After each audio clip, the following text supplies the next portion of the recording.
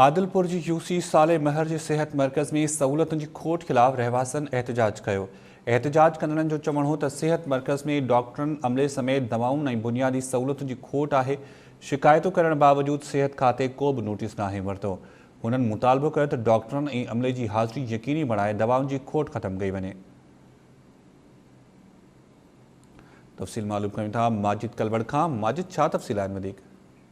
जी शायद यूसी सालामार जा जेके रवासी आहिनि इलाइक़े वासी आहिनि उते असांजी समाजी अॻुवान आहिनि जंहिंमें हैदर सिंधी, नूरसन ॿाहिरि हो, तुगरी सुबुर हो, वकील गुलाम बास ॿाहिरि ऐं ॿियनि जेको आहे त सतरी प्रेस क्लब आदलपुर अॻियां एहतजाज जी प्रेस कॉन्फ्रेंस कंदे चयो आहे त इलाइक़े में क़ाइमु थियल जेको रूरल सेंटर आहे उहो आवाम लाइ बेलाब भरण लाइ हिन जो चवणु आहे त डॉक्टर जेको आहे 6 महीननि खां हिते जेको आहे त मुक़ररु न आहे।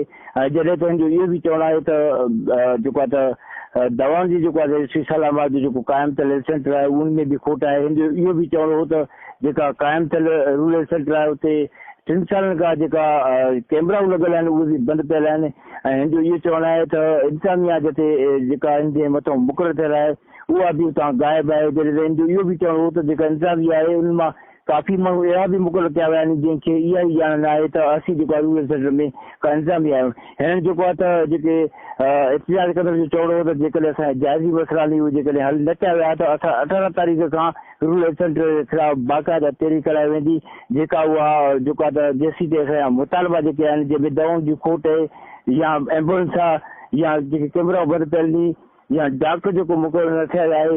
हिननि जो चवणु आहे त जेके इंतिज़ामिया खे हटाए करे असांखे जेको आहे त असांजा जाइज़ी मुतालबा हल कया वञनि ॿी सूरत में एतिरी जी तहरीक कराई। ठीकु आहे, वरी महिरबानी माजिद अपडेट करण जे लाइ।